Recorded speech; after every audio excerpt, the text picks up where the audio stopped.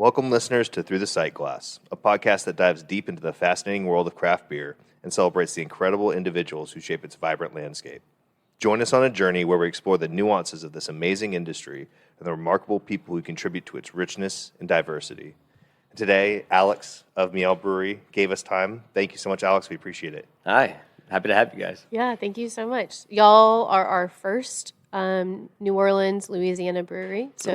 So excited to be here. So thank you so much. First for this West Coast baby, too. I know. First time here. Yeah, so great. Well, I'm honored. I'm honored y'all chose us. Yeah, thank you so much. I know we just said your name. Can you introduce yourself and your role here at the brewery? Yeah, of course. My name is Alex. My last name is Peru, which is a very fun French Cajun way. Fun thing there. Awesome. My role here is owner and like manager and guy who fixes the stuff that breaks. And pretty much, if you need something swept up, I'm here to do that janitor. too. Yeah, head janitor, do the whole thing. Multiple hats, multiple jobs. I was the person brewing all the beers for a time, and about 3 years ago, we brought on an amazing head brewer. Her name's Shauna. Okay. Awesome. Cool. Yeah, she's great. She's Thank great. you, Shauna. I know. Thank Thank you, you, Shauna. We're tasting some beer. It's awesome. Yeah, it's so and also, great. congrats to you. You now have a little bit more time for yourself, it seems. Maybe not, just delegated differently. Yeah, delegated differently, I would say. Okay, there you go. Still here. Still There- here. yeah. Love Still that so here. much. So where did you grow up? I grew up in Hammond, Louisiana, Okay. and that is like on the North Shore of, the big lake right above New Orleans, like in the top left corner. Okay. That's where I Oh, grew up. gotcha. Yeah. My family's actually been in New Orleans since 1720. Wow. Oh, damn. So if you go in the French Quarter, there's actually a brick en plat house, which is like the Gabriel Peru house. That's like a great-great-grandfather. Oh, wow. Crazy Deep stuff. ties. Wow. Yeah, we've been here for a minute. Wild. What did your family do when they arrived here? Were they traders? I guess their profession. I know the first one was actually the first pharmacist Oh, awesome. in the city, but he got his certification from the King of Spain. So whenever Spain sold it to America or French, whatever, I don't remember. Yeah. But he was like, I'm not going to go to this newfangled government and get my license back. Yeah, already did it once. Yeah, I've been Yeah. the guy. So it's so funny. They're like, was he? And they're like, yeah, well, technically. Yeah. Yeah. I love that. Previously, but yeah, Exactly, love that. That's exactly. wild. So Yeah. you grew up. What was it like growing up in that area? It's pretty rural, Yeah. I would say. A town of 13,000. It's a college town. Okay. So it was very my parents, they own a veterinary clinic up there. Okay. So small business owners, small business life. I'm the youngest of two older sisters. Okay, I was gonna ask. Yeah. Oh, yeah. Yeah. And my school was like a quarter of a mile away from the business. So Oh, damn. spent a lot of my time working. Yeah. Gotcha. Yeah, as is with a family business. Yeah, on your way home, come, help me suture this dog's leg. Oh, my gosh. Yeah. Yeah, thankfully I wasn't doing the suturing. Yeah. Thankfully. Hanging out. I love that. Yeah. So school. Were there any other activities throughout school, but other than working? Like, were there other activities like extracurricular, like sports, or like debate, or Yeah, I would chess say. or things? I mean, chess a little bit. Actually. Outdoors. We've had a lot of theater kids. Yeah. I could see that. Yeah. Yeah. I think if there was a bigger theater program, I probably would have gone into it. Yeah. There you go. But it was pretty much it's funny. I would get out, I would go work, and then I'd get home and do whatever homework and whatever little stuff, and then go to bed and start the whole process over. Not I didn't have hobbies, but none of it really was a dominating factor. Yeah. Gotcha. I didn't play sports a lot. I just kind of bounced around, played music. Gotcha. Started playing bass when I was 15. Pretty much still do. Oh, but, awesome. Yeah. And a band? No. Okay, gotcha. For That's fun. all right. No. There's a lot. There was. Yeah. There have been. Yeah. But hey, man, I'm working now. Yeah, there you go. Yeah, your time clock has slowly dwindled down to what you have free time for. What did you do after high school? So after high school, I went to LSU briefly for about a year, Louisiana State University, and then transferred to Southeastern, which is Southeastern Louisiana University, which is in my hometown, Hammond. Okay. Oh, damn. Yeah. So in that time period, I also went to work at Disney World. Oh wow. I did the college program there. Yeah. So I was the janitor there. Sweet. Nice. How was that? Messy. Okay, I think it is fun. Seeing behind the curtain, did any of the luster from Disney go away for you? It was we had gone there a lot because it's in Florida. It's not very far. And you were always kind of fascinated by that stuff anyway. Even when you were a kid, you're kind of looking behind the curtain as much as you can. And I think what was really neat about it was just like, it's still a giant corporation. It still has to run a certain way. But to see something run that way with so many thousands of people, including like all these like kids who are just coming in from college to work for a semester and then leave. Yeah. How do you manage that? How do you turn and burn? How do you like identify that? It's wild. I'm sure. So like it's funny. It's like looking back on it now. There's stuff that, of course, I learned there that apply here for a lot of like mental stuff. Like for example, there's always someone walking in here for the first time. No matter what, every day, even though you've seen it for 7 years straight, and you're like, I see all the flaws, I see all the things that need to get fixed, I see all these things that need to get patched up, and then someone walks in, they're like, I've been looking forward to coming here, and you're like, why? It's like, but it's like you can't forget that, like, so every day someone would come in Disney with like this awe and wonder, but when you work there, you're like, oh, I've seen, I've seen some wild stuff, but you're just like, you have to be reminded that first impression is so important, but also, like, you have to nail it. Yeah. And you have to remember that it's going to be a first impression. Right. That's a good point. That's a really good point. So it's really neat leaving that being like, okay, there's a mental shift here. There's like, when people walk in here, you don't have to like razzle dazzle them, but you have to like set up tone. Right. And people love that. Yeah. Absolutely. Yeah. That's very cool. I love that. Even though we didn't come in the front door, like even like walking through and then coming this way. Yeah. I think being able to see it from a different way. I don't know. For me, it was. I loved it. It's a beautiful place. Very cool. Thank you very much. Yeah. Yeah, we it's put really a lot of cool. work into it. So after graduating college, I ended up working at like a craft beer bar. Okay. Called the Barley Oak out in Mandeville. It was like 2009, 2010. There was like really not much. There was like maybe 3 breweries to speak of, really, in Louisiana that were doing anything crafty. Gotcha. And they were like sending like the special craft beer releases over to Barley Oak. So awesome. like we would make like the 20-minute drive out to a different town to just go try like a black IPA for the first time. Oh, you're right. Yeah, because there was a lot, you get like your weird, I'll tell you that story about Red, White, and Brew later, which is like kind of like my jump off point into craft beer. But I ended up working there, and then through there I got the job at Abita, and that's actually, when I was working at Abita, is how I met my wife and my business partner, Janice. Okay. Oh, wow. Yeah, so Janice is, we always talk about, she is everything you see, and I'm everything you taste. Yeah. So that's like kind of the joke about the jurisdictions between like what we control. Gotcha. Very cool. That's So smart. yeah. Well, she does an amazing job. It's beautiful. Oh, thank you. Yeah. Okay, so you were in school and you got this job at a craft beer bar. Had you had craft beer before, or like was it just like drinking? Or Guinness was probably as crafty as it got in Hammond. Yeah. Which is crazy because around that time, 2010, is when craft beer really started to see this uptick. It was like this like rise, the swelling of a wave. People were like, oh, what is this? Massively. Yeah. Right around that time too, Abita was still doing its normal like regular flagships. Plus they would occasionally like introduce something brand new to the market, and everyone would like be like, oh my God, where is it? Have you had it? What is this? I've never even heard of something like this. And it would be something simple like a Pilsner. Right. And everyone would lose it.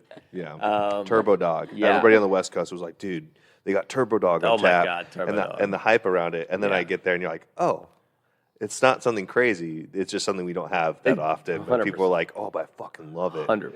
Yeah. At the same time, Parrish was just getting started doing cane break, but they were just making cane break. Oh, So it was like gotcha. a wheat beer. Basically, everyone's like, you got Blue Moon? And they're like, no? All right, I'll take that. Yeah. It was very like that time period.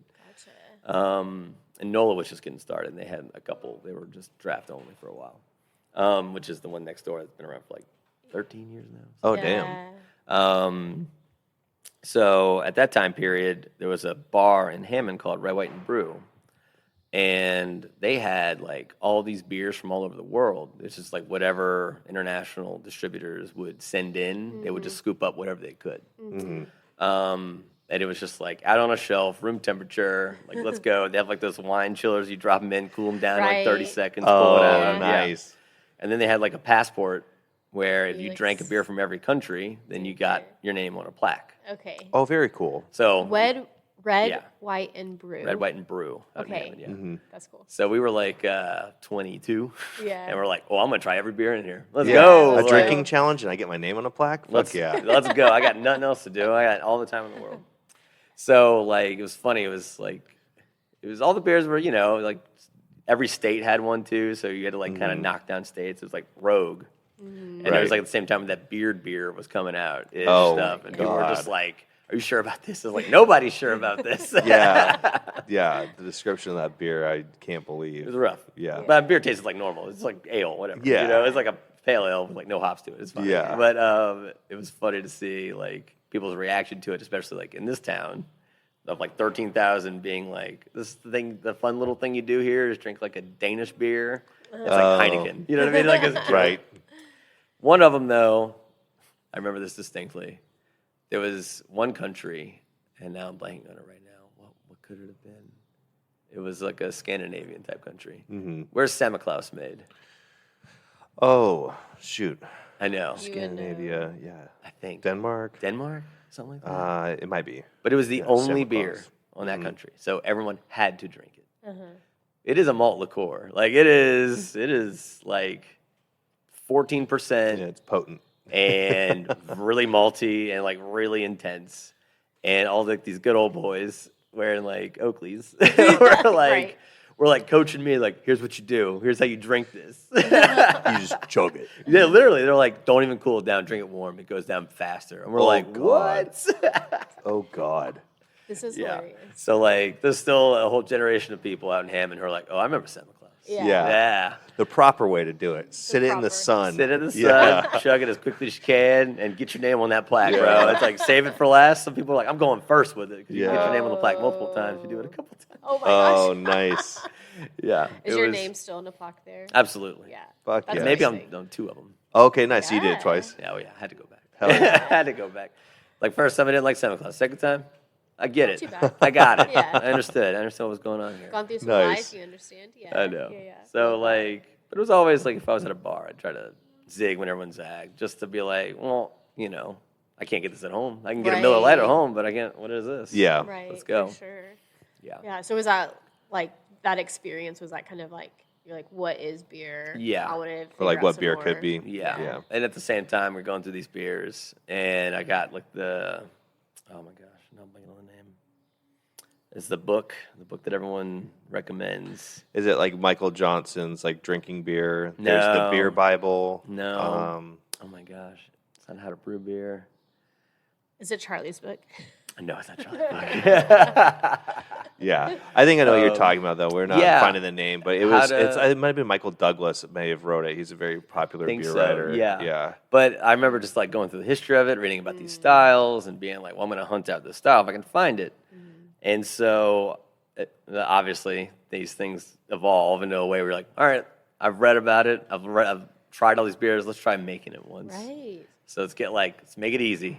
Let's try not to mess this up, because we're doing it in like a small college apartment, and I'm going to cool my carboy down in the bathtub. Let's go. You know what I mean? Nice. We're doing this. Yeah. True homebrew style. Love Oh Right. yeah, that. oh yeah, stovetop and everything. Just like all syrups. Let's go. Yeah. What was the Yes. first batch that you did? Do you remember what style it was? ESB, ESV? because I was like, I can't find that anywhere. Yeah. Gotcha. Also, an ale, you can't really mess it up. True. go. How did it turn out? My friend said it was fun. They loved the free beer. Oh, I bottled it too, man. I Nice. bottled the natural condition, the whole thing. I went for it. Awesome. Fuck yeah. I never did that again. Did you have some bottles explode? No. Oh, okay. No. Congratulations. I was very proud of that. Hey, you did good. My first time homebrewing, I literally almost killed myself Ooh. with a carboy. I'll tell that fuck up story later, but I essentially just hulked this carboy and broke it. Yeah. No, don't do that. So yeah. Don't do Yep. that. Okay, so you started homebrewing. Yeah. What was that like? Ooh, boy. It was, so at the same time, I was in school for microbiology. So it was kind of like, So you know the processes that are Yeah. happening really well, like in a yeah. very in-depth manner. I got really interested in that stuff, Yeah. really. So I was like, less about, let's try to make this style of beer that's going to like win an award or anything. I was sitting there just being like, wow, look at it actually ferment by itself. It really is happening. Yeah. Like, and you're tasting it and you're like, yep, that's like acetaldehyde. And you're like, I smelled that in the lab 2 days ago. It was like crazy. That is wild. So it was I think that's also why, because if you ever look at my brew book, might be why none of the bottles popped, because I was very I ran the numbers like 4 times. Oh, nice. Very Like- precise. It's like this much sugar, stoichiometrically. Yeah. We'll only create this much CO2. I love that. Let's make sure it's all like mixed in and homogenized. Some people are just like, yeah, there you I go. know. You're like so precise. I can just imagine like, I don't know. I'm just like imagining this like mad scientist. And you're like Well, in there with your like notebook. it's a mad scientist in a college apartment. Right, So it's exactly. exactly what you think. We're all just Yeah. eating hot dogs, watching it Right. Yeah, When's it going to be done? Weeks from now. They're like, what? Like, yeah. Not in like an hour. I want a Yeah. beer. Every time they walk in, and I was like trying to cool off, running out of ice, trying to cool off the carboy in the bathtub. They're like, "What are you doing?" And Yeah. I'm like, "Don't even." I'm knocking out. Yeah. So, bro. So how long did you homebrew? Did you have like people that you were like I other made than your friends exactly- being there? Like, did Yeah. you like learn from other than books? Like, were there people that you were talking to, or like No. no? So you're just like reading books. I made 3 batches, and I was Yeah. like, "Okay, okay, I'm good." Like Nice. 3 batches. Literally, I was like, "This has been great. Yeah. This is a lot of work. I can see this getting very expensive. Let's like I really enjoy beer, and like the process was really neat. But like home brewing was just like, I don't know if that's how I want to spend my time. Your time. No, absolutely, yeah. And you're in school too. And at the same time, I was also And working at working. the craft beer Yeah. bar. So I was always going there and trying all these crazy new beers coming out all the time. Okay. And I was like, okay, I can't make this. Yeah. Like by the time the 3rd beer, I was just like, okay, there's a quality drop off here. Right. And Yeah, I'm yeah. like, okay, there's something professional. right. So I might as- need better equipment. Yeah, maybe. Yeah, And I was yeah. like, I don't know if I'm ready to make that jump. Yeah. Right. So I was like, but I loved it. And I love drinking beer. So I was like, well, I'll try like the Cicerone and be the bartender and do all that stuff. So at the Barley Oak, I was like learning a lot about the beer, doing all that. And that's actually when I met the then head brewmaster over at Abita, Mark Wilson. Okay. He would come in, be a regular. And I was like, hey, I really love brewing, but, I work, I'm doing this, and, like, I'd be interested in maybe doing whatever. He goes, oh, you want to start, like, next week? And I was like, what? I was like, what are you talking about? Right place, right time. Right place, right time, especially because it was strawberry season. And if you're not familiar with the Abita strawberry lager, Yeah. in that time period, about 10, 13 years ago, was a, like, hit. It was huge. Nice. It was seasonally too. So when it came out, people would Right. run out and buy cases of it. Oh, that's and stash awesome. it and store it because people were like, they love that Obsessed. beer. Yeah, it was a great beer. Don't get me Yeah. wrong. I drank so much of that beer. Oh, yeah.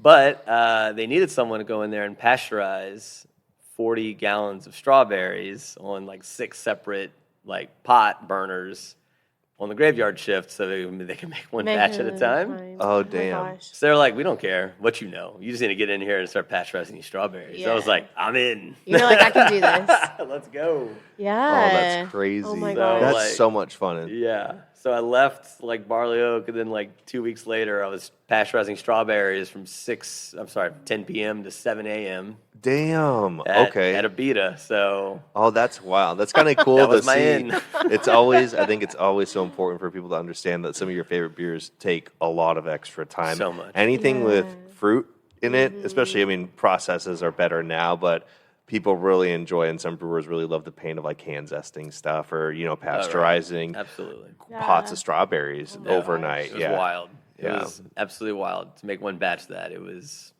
a lot of strawberries. That's Yeah. amazing. So this is like 2012, 2013 timeline? 2011. 2011, I okay. actually made a whole timeline. Oh, yeah. I love it. I love it. This is perfect. Yeah. So love that. like they were like, all right, well, now that you're here and you're doing strawberries, we're gonna go ahead and train you up to be like work the cellar. Cellar, So my yeah. first Oh, sweet. Yeah, my first was running like the biggest plate and frame filter I've ever seen in my life, still to this day. Yeah.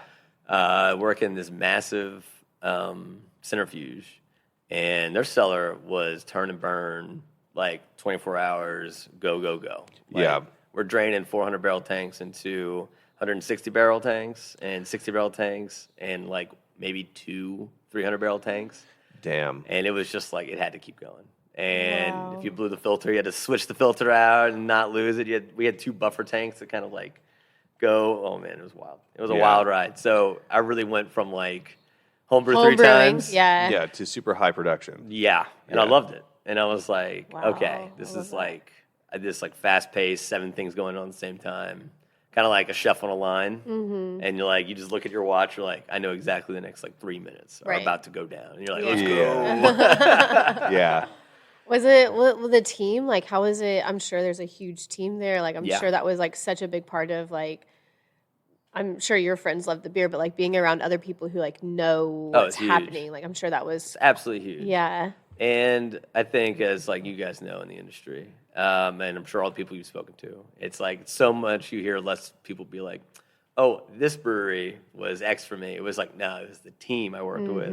Yep. Was like the thing I'm always gonna go. Like I have 7 different group chats, Right. like with all these people I used to work with. Yeah. I haven't seen in like 10 years. Right. But yet they were all like, "Yo, man, what's up?" Yeah. It's like, "Miss you, bro." Like it's like Very What true. are you brewing It's such- nowadays? yeah. What have you tasted nowadays? Yeah. such He like had- a tight-knit He is a class. few too as well. Yeah. Yeah. And I will say that's a great way to put it, because at first I was like, going back in my memories, I was like, oh, is this brewery? And I was like, no, it was the team. Yeah. Like, It was it the really team. was. It was like the It was the people that you class. worked with. It's Yeah. like, fuck yes. Yeah. Absolutely. Fuck I love yes. that. Like like a shout out to the guys that trained me over there, they were incredible. Is Drew Walker, who is now at Golden Cores Oh, okay. and crushing it. Fuck yeah. I've got another. I'll bump into him later on in the story. I'll tell you. Yeah. Nice. Craig Rowan, he's at Altstadt. He's the head brewer over there. Oh, nice. Yeah, he's amazing. Very cool. They're great. They got a couple medals. Mhm. Another guy that taught me a lot, Keith Pamilia. He's one of the 2 guys that opened up Everywhere Beer Co. Okay, gotcha. Yeah, and they're like really Yeah. blowing up. So I'm like Yeah, really yeah. happy for them. They are incredible, Awesome. incredible dudes. They're all these dudes are like from here, Right. and now they're Nice. like all over the world doing like this insane stuff. Oh, that's Um, amazing. And another thing, like when I was only at Abita for like I would say, God, it was brief. It was almost like just a year. Okay. Oh, damn. But it was, you like, learned quite a super bit in such a constant. short amount of Yeah. time. It was super. Oh yeah, that place you had to. It was just go at the time. It Were you was- still in school too, or were you? I was. Okay, so you're doing school and working. Yeah, I volunteered to be the guy who works all the overnights, Gotcha. and everyone loved that. Yeah. Yeah. Of course they did. Of course they did. But I had it dialed in to like I was only taking like 9 hours on my Okay. last couple semesters just to get out, but or wrap up the degree. Yeah. But so it'd be work overnight, like leave, take a short nap, go to school, and then get out, take another short nap, and then I'm back at work. Back at work. Damn. you Amazing were what young bodies can Yeah. do. Yeah, As soon oh as my you hit God. 30s, it changes Oh everybody. my Yeah. God, you have no clue. Yeah. Yeah. No, for sure. As you stretch out your I back. know, I felt it. I felt it tightening up. You're like, oh. Oh. Okay, so you're going to school, Yeah. and your degree again. What was it? Oh, I was actually previously I was pre-med. Yeah. And I was starting to look into medical schools and everything. And there was actually a course that Southeastern offered that we had to take. Sorry, not just offer, it was mandatory. Yeah. But it was really helpful.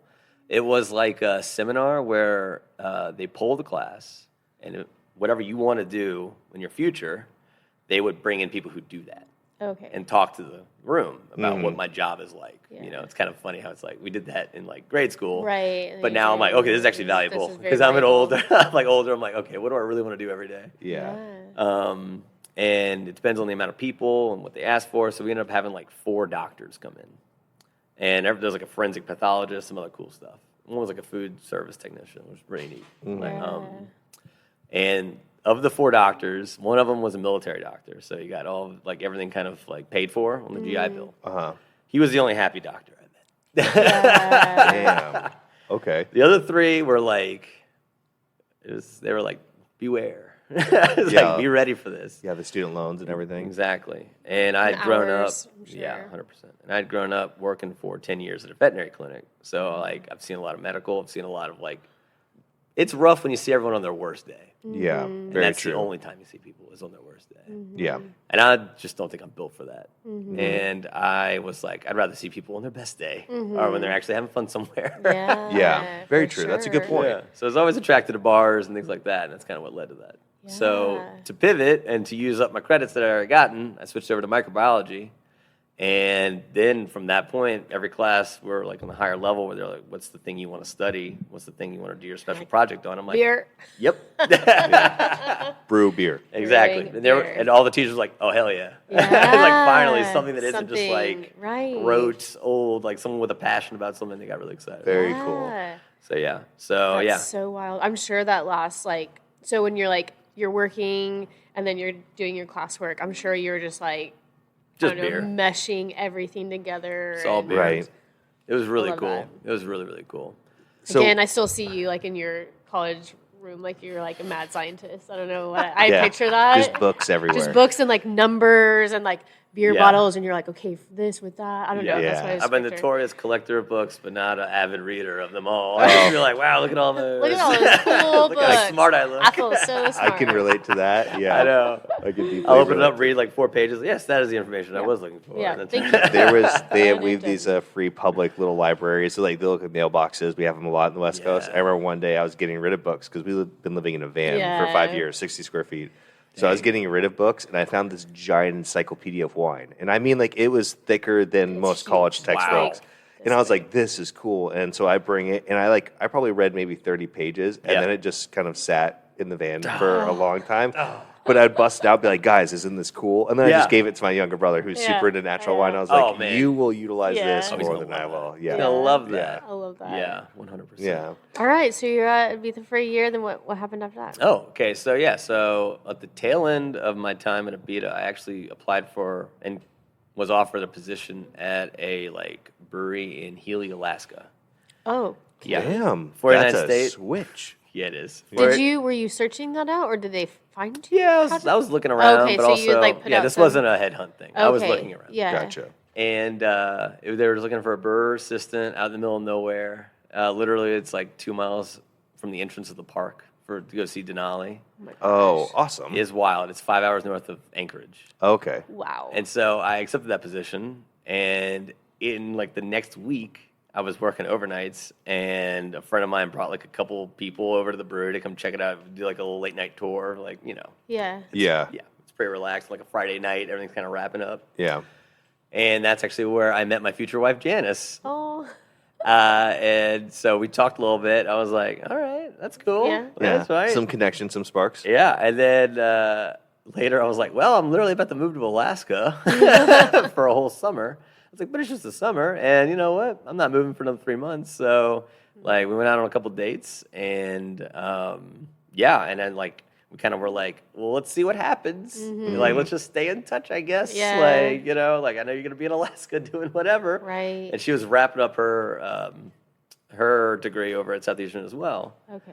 And so moved to Alaska for a summer Okay. and worked for 49th State Brewing Company. It was like a small brew pub. Oh, I've heard of that. Yeah. They now have gotten a lot bigger. Gotcha. Yeah. And, so it's this little tiny 5-barrel brew house, very similar to what you see in the back of our brew house at Miel. And the guy I learned a lot from up there, his name is Jay Bullen. He opened up a brewery in Massachusetts now. It's Brewery Sylvaticus. Okay, gotcha. Yeah, and they hired another assistant. His name is Tom Karanen. I can never remember. Yeah. I always mess with his name so much. So Yeah. it's like a joke. I was Yeah. like, oops. Yeah. You're like, sorry. Karanen, that's it. There you And he, last I checked, he was the head brewer over at Elliott Bay. Okay, gotcha. Like the whole group of brew pubs there. I think he was like the Yeah. chef de cuisine type brewer. Oh, Travel interesting. around, yeah. That's crazy. So Jay really he was really impressive. He was self-taught home brewer, got stepped up to this bigger system out in the middle of nowhere, and was crushing it. He was making absolutely insanely good beer. He also did a lot of focus on lagers. I mean, Abita was all lager. Yeah. So everything back to my roots, cut my teeth fully. It's all lager. It's Yeah. my strongest past. Right. And then I come up to Alaska and I see a lot more of the craft.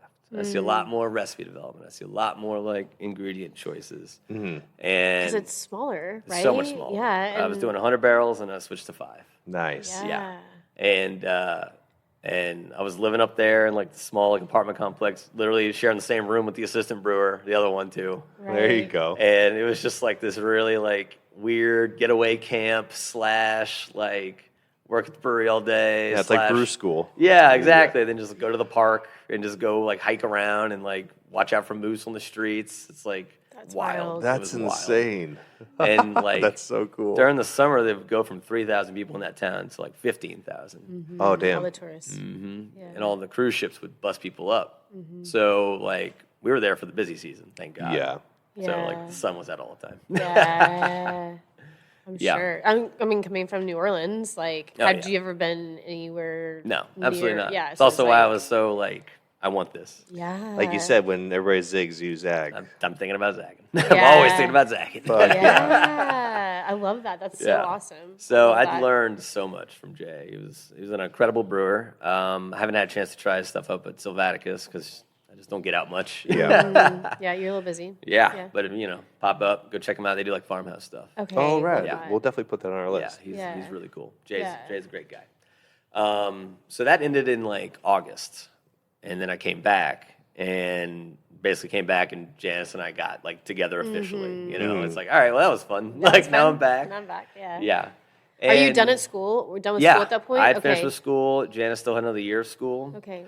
And like at the time, I was like, I want to still work in beer, but I think I needed a break because like it was such like intense. like Abita was so intense. Yeah. And then working and living in Alaska was so intense. Yeah. So like just full on like I come back, I need a break. I actually briefly did a stint at Abita again when I got Okay. back, and I was doing pilot batch brewing for them. Oh, rad. I had gone from Just cellar work. cellar, and I had worked at the brew house too at Abita at the time. But then when I came back, they're like, "Well, you know how to do all the small stuff. Let's go. Like, let's Yeah. start brewing all these crazy beers and be able to scale them." Right. And at the time, they had hired a guy named Jaime Jurado. Okay, not familiar. Yeah, they brought him in for the major expansion because Abita was going through like upgrading their 100 barrel brew house like a 400. Jesus They were going Christ. for it. They were going for it. And they brought in Jaime because he's a Goliath. He is a legend. That guy has forgotten more about beer than I'll ever be able to hold in my brain, and he never turns off. It is incredible. He like does a lot of keynote speeches and Okay. speaking at like Rad. events. Very Check him cool. out. He's Yeah, sick. Oh, sure. we will for sure research. Absolutely. He actually is probably what gave me some unfounded confidence that I probably wasn't in there. Because when I was like, I think I'm going to take a break from beer, he was like trying to talk me into staying. Yeah. He was like, he basically was extremely complimentary. He was like, what I see in you is like someone who can go for it. And I was like, damn. Yeah. So it was really huge to have that. Right. Have someone who you're like, this guy is like massive and is like, nah, I want you to stay with me here. I was like, shit. Yeah, for Yeah. sure. So that felt like really good, but I really needed a break because like Yeah. school and all the overnights and all that. Yeah. Yeah. So Running on like 4 hours of sleep, maybe. yeah, basically. Yeah. Was it daunting? I mean, as you're saying, like you wanted a break from beer. Were you thinking about like, do I need to choose another career? Oh, Like, yeah. oh, okay, gotcha. Oh, yeah. That always bubbles up. That Gotcha. always bubbled up Yeah. up until Miel. That always was like, what else would I do? Yeah. So I was kind of curious. And what's funny is nothing ever struck. Right. Yeah. Nothing ever like got me interested enough to like, let's do this. I was like, Yeah. Pulled no, you in enough. I still like this. I still like Nice. this. I still liked going in every day. Yeah. Right. So I think that was like a major factor. So like when I left Abita, I was like, well, I can bartend in New Orleans and make a decent living. So I ended up working over at Avenue Pub in 2014. Okay, That was on our nice. list to hit. Yeah. Yeah. So Avenue Pub back then, it was owned by Polly Watts, who was like this incredible taste for beer, especially Belgian, especially European. She would go to Belgium like every year and Damn. come back. Like she was getting a Pilsner, the pub Pils at the time was brewed by a Belgian brewery and only being shipped in to Avenue. Wow. And that was their house beer. It was crazy. Wow. Yeah. That's she, nuts. Yeah. She really had some insane pull, some great lock. Swansea Day was there every year. Oh, yeah. Every year. Yeah. Yeah, for people who don't know, Swansea Day is like the Cantillon holiday, and they only pick certain spots in the U.S., and it's because they're like, we would like to host it here. It's not like bars get to request. Cantillon's like, we would like to host this here. Absolutely. Had an insane cellar. And so I was like, yeah, if I'm going to work somewhere, I'm going to work here. Right. Awesome. But what cracks me up about it is it's still New Orleans. And that also showed me another nice lesson in life and how to run a business later on. Polly was like, we don't have Bud Light on draft. I'm like, okay. She goes, yeah, we have it in bottle. You know what I mean? It's Yeah, like, That's gotta awesome. it's like, no, that's for the good stuff. It's for the right. But we're also not going to turn people away just because they're like Right. not into this like insane Spanish Pilsner that just showed up. You're right. Right. We have heard that from a couple of places of like, we have our roots, we know what we love, but we also want people to enjoy beer and Want to have an option for want to have everybody. options for They want them to everybody. enjoy it Yeah, here. Absolutely. So Yeah. they like want to. So we've heard that from a couple places, Absolutely. and I think like that's such a good. If you want that for your place to like be so niche, totally. Yeah. But like also, if you like want to see people on a good day, Yeah. and like you want to make their day, like you can have offerings for them as well. So it's not 100%. going against like the root of everything and like having the good stuff and all these things. Like totally understandable. Absolutely. I love that. No. I think it's an approach that we would take too. So 100%. yeah.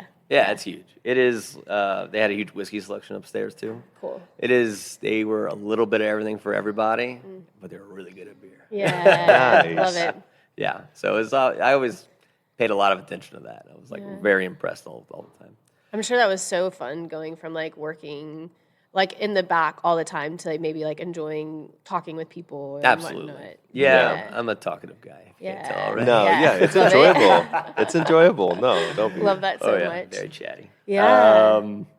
So yeah, like worked with amazing bartenders there. The city's full of just incredible bartenders, Mm-hmm. and like learning how to make cocktails and stuff from these Right. dudes were just also amazing. Like Andy Borbley is kicking around. I think he's a sales rep for a non-alcoholic liquor now. Okay. Oh, And he's- interesting. Which is amazing. It's Yeah. just like seeing that pop off in such a really interesting way and make Right. it taste good. It's Yeah. Yeah. I love that. I Yeah. love it. Love that too. Yeah, great people there. I was there for about a year, and then at that time, Janice was wrapping up her degree. She was getting her degree in new media and animation, Oh, okay, gotcha. and she was always an extremely talented artist. Always, like one of the things that I was always so drawn to for her was just seeing her like be able to visualize things and be able to translate that. That's insane. Yeah. That's so To cool. me, like, and just like to create something from nothing and just like think about and feel about something so like in such like a unique way. Yeah. So I was like, oh, this is incredible. Yeah. So when she was wrapping up her degree, we were both like, you know, like brewery work around here, there's only like 2 or 3 breweries still. There's not much going on. And like I can try to get out there and see. So I was just putting out resumes all over the country. And at the time, I also had pursued getting into Siebel's in Chicago. Oh, yeah. So I got accepted into that. So I moved to Chicago for like 6 weeks to do the, I forget what they used to call it. They changed the name. It's like the International Brewmaster Program Gotcha. Associate or something. Yeah. I forget the name. They've changed it. It's the one where you spend 6 weeks in Chicago and 6 weeks in Germany for like people who want to get production experience. Yeah. Well, I can't afford the Germany side of it, so I was like, y'all have fun. Yeah. Yeah, yeah. I've got enough production experience. I think I'm Yeah. okay Yeah, right yeah, now. yeah. So I went to the one in Chicago, and I bumped into like the most insane group of people you've ever met in your life, I would say. Half of it was all Anheuser. There was like 4 dudes from Ichiban. It was Oh, damn. wild. It was That's like crazy. a bunch of the Anheuser guys were Brazilian because the big Brazilian plant. Yeah. Oh, yeah, yeah. So like Oh, really, I forgot about that. that was Yeah. wild. So like Yeah. spending time with all those people from all over the world and craft beer in Chicago of all places. Right. So we were all just shooting Malort and staring Yeah. at each other Oh like my we're insane. That's so funny. That's so funny. Yeah, it's like this weird melting pot that's Yeah. forced Yeah. together. And like 2014, craft beer's really popping off in Chicago Yeah, too. for Like sure. Metropolitan and stuff and other amazing lagers. Mm-hmm. And like the school was half a mile away from like the Goose Island Brew Pub. Oh, yes. And then- I have heard that from many Siebel people. Yeah, Spent a lot of time Spent in a lot Goose of time Island. in there. Mm-hmm. Yeah. Spent a lot of time everywhere. Yeah, yeah, Whenever you're hanging Right. out with these guys. Yeah. But like the teachers they brought in were like John Mallett, the guy who like wrote the malt book, Bells. The guy who wrote, oh my god, I forget his name. He has his PhD in literally how like the liver processes zinc and how it helps out with hangovers. Oh, This that's is awesome. insane Scottish dude. He just rolled up and he was like, gave everyone a thing of zinc. He was like, let's go. It's like, oh god. And then we tried to keep up. That's Right. insane. They had people who were like working in the Anheuser plants in the 70s and stuff coming in and talking. It was That's wild. it was wild. It Yeah, was it's a large eye-opening. knowledge base right there. Yeah. And while I was there, I was like, I'm looking for a place to go. Right. And so it's actually between 2 breweries, but we ended up picking Harpoon out in Boston through the connections we made out in Siebel. So Janice and I, who have been together for like a year at this point, we're like, let's move to Boston together. Boston. And she's From just New finished Orleans. with school. And she's finished with school, and she's like, oh, hell yeah. Was Let's she go. also from New Orleans?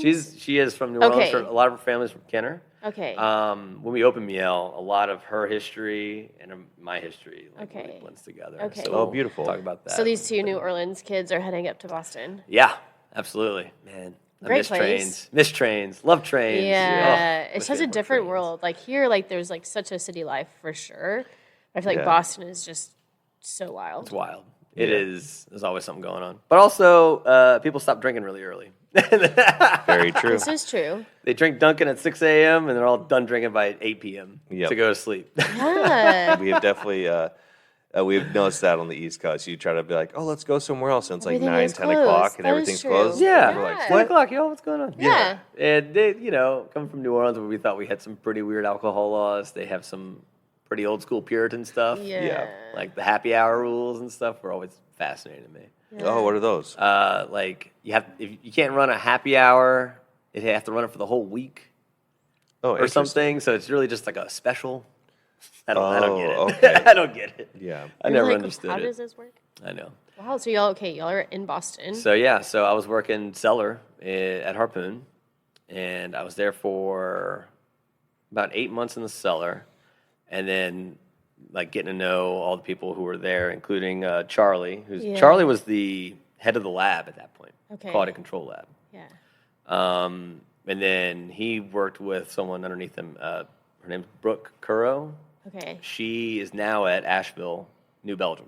Oh, rad. Yeah. Yeah. And when Charlie left, Brooke took his position, and I took Brooke's position. Gotcha. Oh, Nice. sweet. So like Brooke basically taught me everything about like quality control on a canning line, which is invaluable. Yeah. Right. It is insane. Yeah. I'm very familiar with that. Oh my yeah. God, yeah. And she was so good at it. I mean, there's a reason why she's in New Belgium now. Yeah. She was incredible. Pedigree speaks. Oh my Yeah. God, you know it. And they were on top of it, man. They were all over it. So whenever I moved up into her position, I had to do like quality control for the lab, which is, great that she also already knew everything. So it was really easy for me to be like, I'm having this weird problem. And she'd be like, oh, Yeah. like, have you tried this? It's great. Yeah.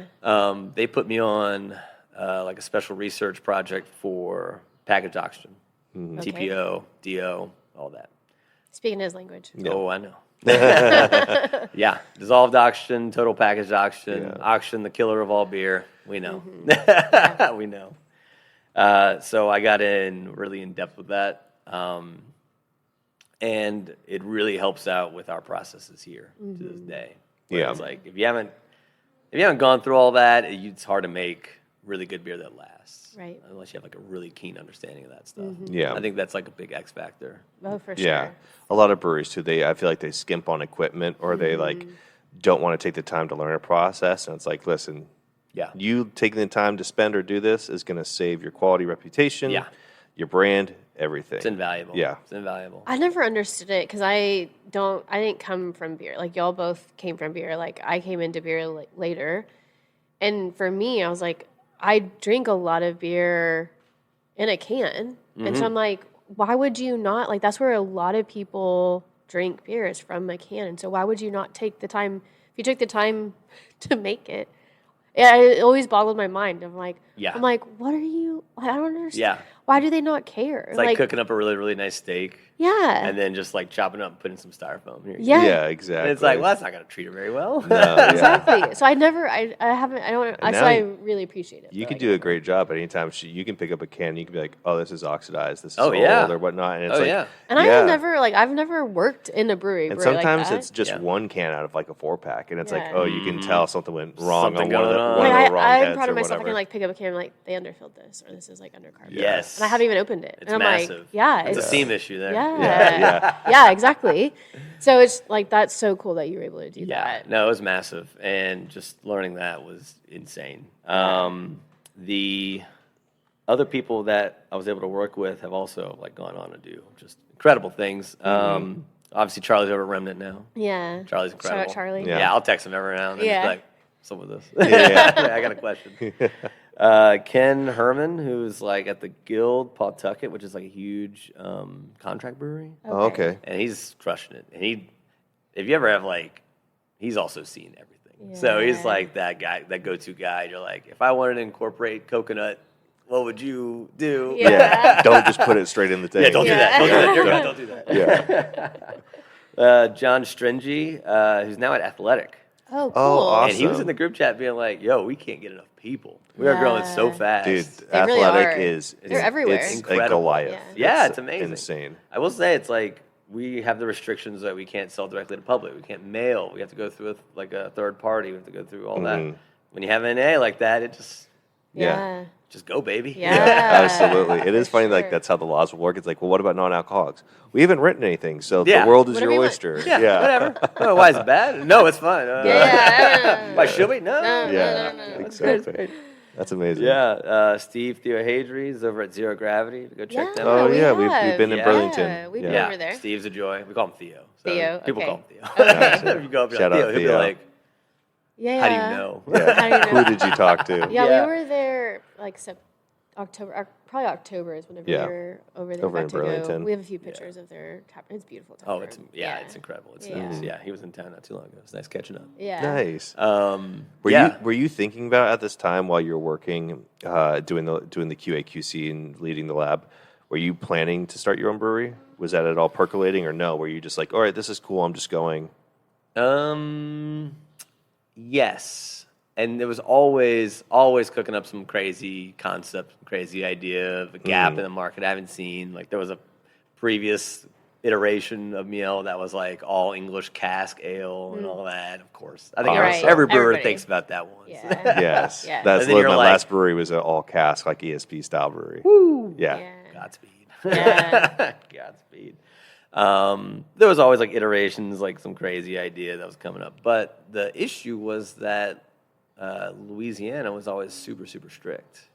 So like us living in Boston and seeing the scene of like more relaxed, you have cocktails, you can have your own distribution network. You can do Right. kind of whatever you want when it comes from my angle, coming from the South here. Was like, why would we go back if it's like nothing's going to change? It's going to be a struggle. And then in 2015, they changed the laws that said we can have tap rooms.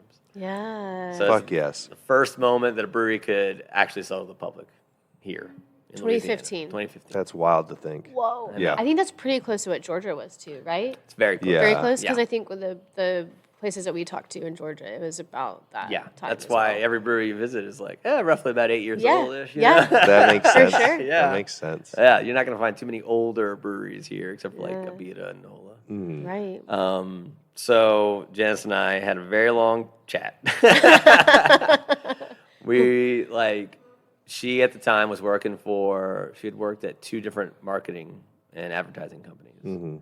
And she really enjoyed her work. It was, it's like creative, but it was also like very like client relation. They had like major accounts and she would work with the team to like develop ad campaigns to send out. Huge ones too, like international ones. Yeah. And she was really enjoying it, but also at the same time, it was like this opportunity arose, and both of our families were like willing to help us out with this whole project. They weren't all like, "Oh, what? Some crazy harebrained." They scheme." wanted y'all back in New Orleans. I'm sure they did. Yeah. I'm sure there was some of that too.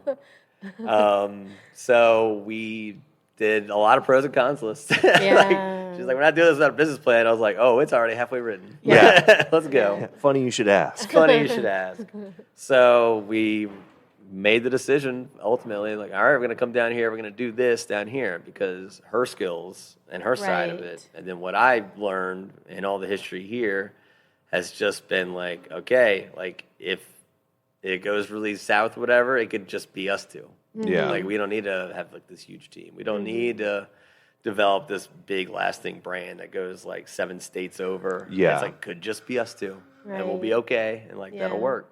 That's awesome to have that forethought. Yeah. Really. It was I don't think we would ever be able to do it. Yeah. Yeah. We So what year was that you moved decided? back in like, 2016. 2016. Gotcha. And then we get the lease of this building in 2016. Damn. Late 2016. And now we talk about the origin of Miel. Yeah. We'd love to dive into it. So many questions. So how did y'all land with this space specifically then, with that lease? Yes. The first thing we saw in Boston was how breweries were concentrated and you can walk to each other. And there was nothing like that here. Not even a little bit. I mean, at the time, there's 3 breweries. Right. So, and they weren't in New Orleans, I'll promise you that. And there's this culture of like families, big group gatherings, like it's just beer, and like it wasn't like these like dingy dark bars for people. It's like a daytime thing to do. Right. It's a third space. Yeah. Right. So the culture was like super impressive in Boston and what they were able to do with it. And it kind of resulted in like, how do we make that here? So the first thing we did was like, well, where's the other breweries at? Where are the breweries at? Yeah. And it's all in Tchoupitoulas. Urban South had just opened. Port Orleans was just opening. NOLA was right there, a block away from us. Right. And you want to be like in this concentrated area of other breweries, or else, you're more likely to brewery hop if it's 2 blocks away. Right. Yeah, And exactly. not hop in 2 Ubers and do the whole thing. Yeah. So the location also, the rules and zoning in New Orleans are pretty strict. And this area is very like old school warehouse, like 1950s, 1800s. Yeah. Like this is textiles area. Yeah. Basically. So the building that we're actually sitting in right now was built in 1957. It was a like old school car shop. Okay. Like Gotcha. the space the tap room is, they would pull cars in through those giant double doors. Right. And I think they said they painted them in here, and then they pull them out. There's an existing wall now, Okay. but there wasn't. It was this giant warehouse. Oh, and gotcha. they pull the cars through that way and do other stuff. So Oh, it's gone through a couple of different iterations through the years, but it's held up. It's old school steel. It's been through a lot of hurricanes. Katrina, Ida. It's been fine. So we're like, okay, let's go. Let's go. It's like, that's what's so better. Yeah. for That's sure. crazy. Yeah. Y'all So- are just right there. We saw y'all call it a storm wall? What do y'all call it? Oh, That like concrete. yeah, that's on yeah, storm wall. Storm wall. Storm So when we wall. were driving, I was like, I bet that's a storm wall. Yeah, Yeah. it is. Absolutely. You'll see the Yeah. gigantic gates closed. Yeah, Yeah. it's crazy. That's and when they wild. close them 4 storms, you're like, ooh. It's like, Yeah. ooh, all right, here we go. Yeah. Oh my gosh. Yeah, so... So y'all wanted to be close to the other breweries. Absolutely. So there's several in the area that you can kind of absolutely. be around. That was huge. Yeah. And it seems to have worked. Yeah. Thankfully. Yeah. Well, it's a smart business plan, like you said, because you see it as like if there's another brewery here, more people are prone to brewery hop. And so you're essentially feeding each other. 100%. Yeah, 100%. So Janice's family actually immigrated from Honduras in like the 80s to Wow. here. Oh, damn. So they live out in Kenner. It's like kind of like a little Honduras out there. There's a ton of like amazing food, and Very like you'll walk in a place that's only Spanish. It's like awesome. Yeah. So she kind of grew up in Kenner a little bit, and then ended up moving to Slidell during like her grade school, high school years. Okay. And then she went to Southeastern Louisiana after high school. And then we met in like 2012 or whatever, moved to Boston, did all that. Yeah. So when we were actually up in Boston, and we were like, what's the name of this thing going to be? Right. So we went to it's called, I think it was just called The Standard or the Eastern Standard. Yeah. It's I think. bar out in Fenway. Yeah. Yeah. It's a really nice bar. It's like Yeah. really cool. And we just sat there at a table and just drank cocktails and just talked names forever. Right. Oh, awesome. Yeah. So we landed on Miel there. And the reasoning is Miel means honey in French and Spanish. Oh, Same word in both very languages. cool. Yeah. Very fun. So shout out to Janice's history. Shout out to mine. That's such a cool way to blend it. Yeah. That's Yeah. amazing. And also, like, my dad is like an amateur beekeeper. I was about to say, you'll literally have I Yeah. saw the honeybee. He hung that up in his veterinary clinic for like 30 years, right next to an Damn. observational beehive. You can actually watch the bees do their thing. Oh, very cool. So he's always been a big old bee nerd. Yeah. Hey, shout out to your pops. I know, right? It is a cool graphic too. I was like, that looks old, like 70s. I love that type of JMO graphic. saw that and was immediately like, yeah, Got we're it, putting we're that on. taking Yeah. That looks amazing. Yeah. Okay, so it means honey. It means honey in French and Spanish. We incorporate honey into a lot of beers. We try to, all local, because like Louisiana is like the second like state in the union that like produces so much honey. Oh, largest producer, second largest. They will like truck bees out to California to pollinate Oh, damn. trees from here and then truck them back. Oh, that's got to be wild. It's wild. That's It's crazy. wild. So yeah, and of course my dad always gets like phone calls from like construction sites being like, we need a beehive moved. And he'll do it. Yeah. You know, like, he'll He'll harvest the honey and he'll move. give us like 20 pounds of honey out of the blue. Oh, that's sweet. So randomly we'll also use honey from Paradigm Gardens, which is a small garden out in Central City up in New Orleans. Okay. We partnered up with them to make a bunch of different like really cool like herb-based beers, things Yeah. like that. Solid. Yeah, they're amazing. They So get cool. it produced to like a a lot of like really nice high-end restaurants around town. So Gotcha. it's really good stuff. It's cool to see how you incorporated. It's like you landed on this name for one, your heritage from both you and your wife, but you also use what it means in the product that you produce. It's not just like, oh, look, this is kind of cool, represents both of us, but like other than that, it doesn't go any further. Like, no, it's deeply embedded in what you do. Absolutely. That's Absolutely. awesome. And we use it for secondary finishing all the time. We have like a kind of a funky sour beer. Oh, yeah. Yeah. Throw it in there to keep it going. Oh, absolutely. Yeah, Absolutely. let it finish out. That's so cool. Yeah. Love that. I know. Thank you. Yeah. One quick pause. No, do you think? Yeah, so y'all were set at the Standard. Yeah. I feel like we've heard it. I feel like I've heard of that. I Yeah. don't think we went, but I think so. But so y'all came up with the Fantastic. Came up name. with the name. Loved it. Love it. The one small like thing with the name that creates a little bit of an issue is people call and ask if we have mead. Oh, yes. 'cause I it's honey. wish we could. It's a Louisiana law. Yeah. Oh, that you can't produce meat here? Correct. Oh, It's interesting. technically a wine product, and wine and cider you can sell it at a farmer's market. You can ship it door to door. You Yeah. can do whatever you want with that, but not beer. Right. So they definitely are like, no.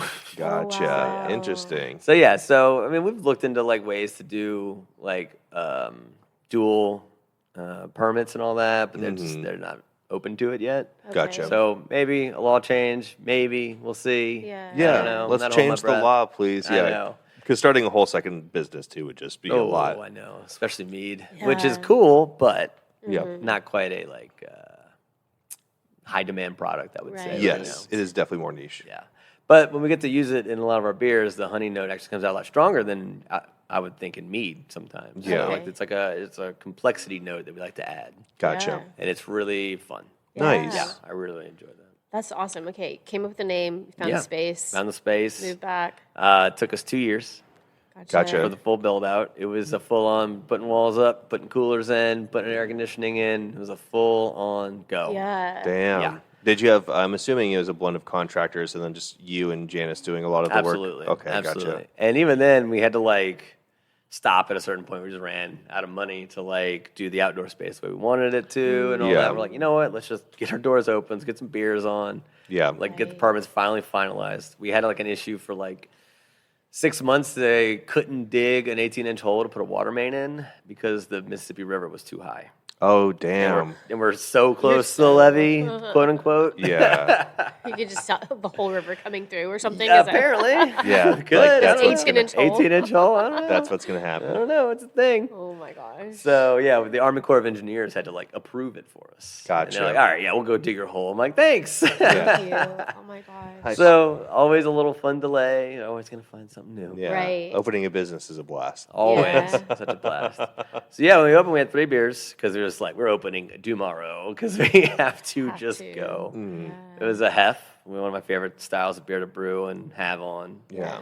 A like golden ale, just very light, easy drinker, beer flavored beer, and Belgian double. Nice. Yeah. I love that. Yeah, because How was the reception? How did the community receive when you opened doors? it's funny. At the time, I feel like you could just open doors. People were like, "I'm coming to try your Come in. beer, man. Yeah. I don't 'Cause care." They're just like so excited. yeah, they're to like, "A have- brewery, a new brewery." It's like there'd be like rumblings about construction. It's like, "Oh Lord." So was that y'all open 2018 then? Yeah, we opened Okay. in October of 18. Okay. Yeah, Very yeah. cool. And people loved it. I mean, I still have people be like, "Can't find a good hef in the city." I was like, "I brew a hef all the time, y'all." It's like it's right there. It's like I Yeah. love a hef. And the thing about people who drink beer down here is it's. I think we have a very good relationship with it because, like, I'd say for better or for worse, we're not super like calorie conscious Yeah. down here. I'm sure you can tell by the food. Right. Yeah.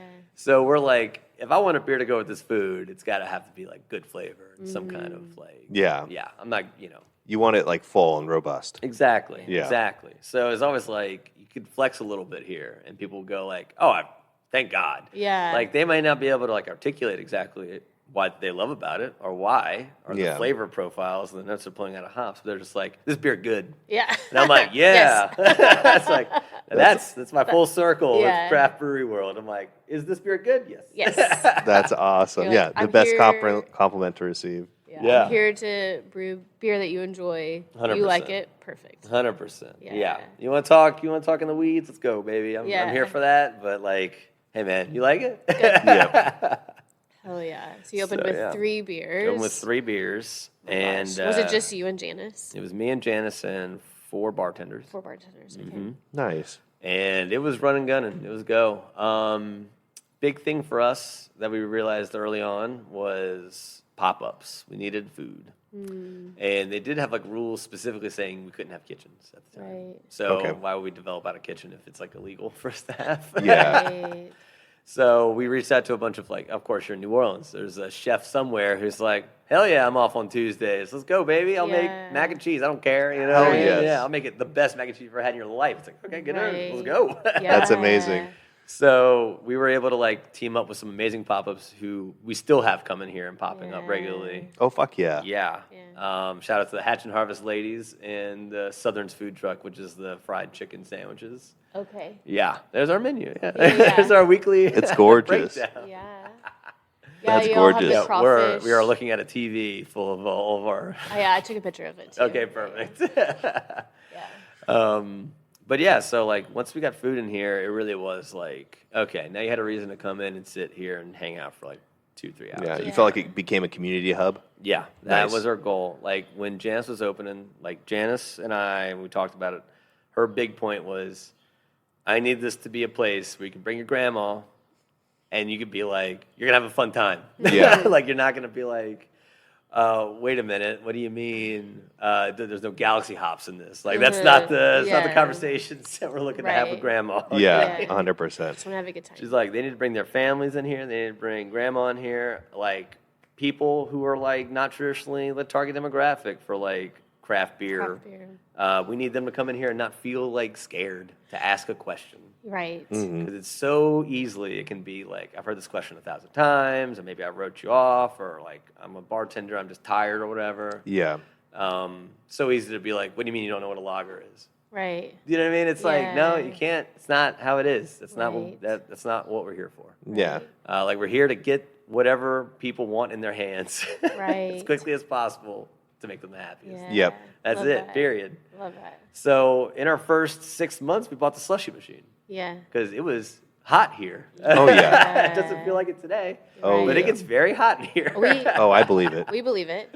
We brewed in Really? Atlanta for like the winter, and as soon as it hit April and that humidity went from 0 to 100, I was like, Yes. yeah, You're we're out. out. Yes. I'm a caveman, obviously. I'm like, I don't belong here. No, We need to oh, go. It's rough. It Yeah. gets hot, y'all. It gets real hot. Yeah. But like that was like Janice's big push too. It's like, look, beer's great. Everyone loves beer.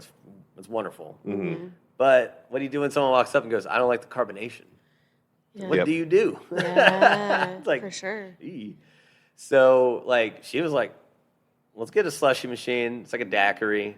And Yeah. we can't use liquor because we can't serve or sell liquor here at all. Yeah. It's like strictly only the stuff we make in the back. Mm-hmm. That's it, period. Mhm. That's the only thing we can sell.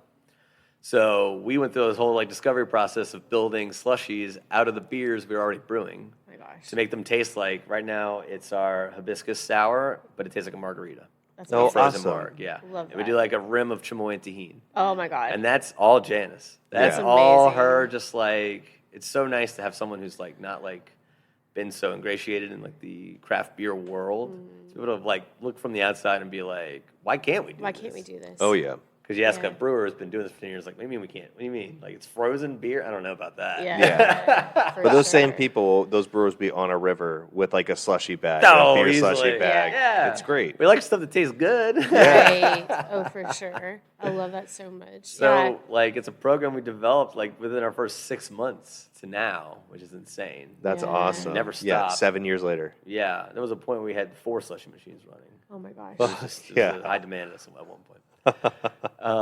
But like her aesthetics, her skill with like design, like everything you see, she is designed. Like all these graphics, all these TVs with all like the font choices and all that, that's all Janice. The T-shirts behind you, she's her designs. All the can artwork. Actually, our brewer is also another talented like graphic designer, and she'll do a couple cans too. But everything you see right now is Janice's work. It's That's beautiful. amazing. Yeah, and when we redid our outdoor space, it used to just be like gravel and rocks Yeah. and kind of sad, a couple plants, it was whatever. So when we finally got it redone, with the pavers and the permanent planters and Did all she that. do the mural? No, we actually hired a local artist for that one. Okay. Oh, awesome. But her work was like, Janice was like, oh, her work is so in the vein of what I'm feeling and like all that. She's like, oh, I couldn't pick anything better. Yeah. So I mean, technically her title is creative director, like for a good reason. Yeah. Right. For The space sure. does have a great flow, like a lot of artistic inspiration in it. Absolutely. Whose idea was to do do you call those beakers? The beakers. So that was mine. Mostly because when I had worked at other like beer bars and breweries, people would ask me questions like, "Is the porter dark?" And honestly, Yeah, sometimes it's nowadays, not. yeah. Yeah. Sometimes it is. Right. But then you'll have some people who just walk up to the bar, not look at the menu, and just be like, "What dark beers do you have?" And we're like, "These 3." Yeah. And you just like wave your hand. You're like, "Here it is." Yeah, give them visual aids. That's what you're looking for, and people love it. Because It's so interesting. We've never seen it. I love it. really, Yeah. it's we also looked into. Has anyone else done this before? Right. And the only one I could find is Garage Project out in New Zealand. Oh, Okay. interesting. And you look at it, they have like similar kind of like they have the Beaker. bird's nest beakers, the little Okay. rounder bottoms. Oh, gotcha. And they have like it's like a really small menu, but they have them like hung up too. And I was like, Right. see, there Yeah. it is. Yeah. That's what I'm talking about. Yeah. Yeah. I love it so much. Yeah. Yeah, And- y'all's menu is so cool. Like Oh. seeing like the way like the color gradients and different things of like I don't That- know, it's very unique and very cool. She is an absolute wizard. Yeah. That's what we always call her, Yeah. a wizard. Love Also, the tap room. Yeah, it's so so beautiful. nice for me to filter the information I'm trying to tell people through her. Mm-hmm. Yeah. Because she has so much of more of a grasp. It's like if she has a question about something, it means I messed up. Mm. Because I should be able to give you everything in a nice, succinct little message that you'll know exactly what beer you want to order. So if I Right. say a word, she goes, "Wait, what is a Baltic Porter?" I'm like, maybe we should change up the language on this a little. Oh, right. Because like yeah. maybe not everyone's gonna know what that is. Yeah. Right. And like avoiding certain words that would imply something that's not what people are looking for. Like if we make a beer with rye, we say, yeah, it's made with rye. But the moment you put like spice, people are like, whoa. Yeah. Yeah. Right. Yep. Exactly. No, that Yeah. that makes total sense. I love that so much. Yeah, it's Yeah. the same when we talk to people at Brick Store when they talk about their wording with cask because they would say like Warm. it's warm and they're like, oh, it's I don't wanna- hot, and it's Yeah. like Yep. no, Yeah. but it is not 38 or 42 degrees. Oh, It's yeah. like 50, 55 degrees. 100%. Less Yeah. cold. That's Yeah, what they were saying. like it's less cold. I'm a notorious pronoun user. Yeah. And so, that's the right term. So Janice is always like, who's they? Who's them? What are you doing here? Mm-hmm. So it's always funny when I'm like, it's the hops. And she's like, what do you, come on. Yeah. Yeah. It's like, you need to give me a little bit more to work with here. I'm Yeah. like, yeah, you're right. Can you talk about the bar itself? Like Yeah. I love like marble. Is that what the like tile and then like Yeah, that it's- looks like barrels It's sort a tile. It's of. a little bit of like burnt barrel imagery. Yeah, our contractor like really nailed that. Love the concrete it's counter. Concrete top. Yeah, we Yeah. love it. It's funny. It is a very large bar. It's very large. Yeah. People who come in and go, wow, it's a lot of bar. It's Yeah. a lot of space to work with. When we opened, it used to be like we had to have pallets and stuff back there. Like you Yeah. kind of needed like at the time period in 2018-ish or whatever, craft beer was like you put a pallet of 6-packs out, it'll be gone that evening. Yep. You remember that? Like that was wild. Yeah, it was nice. Oh, it was very nice. So we just had to have like stuff stored back there constantly just to like turn and burn it. But now things have kind of flowed more into like this is more of like a bar space. This is more of a chill hangout space. The big huge bar is kind of more of storage now.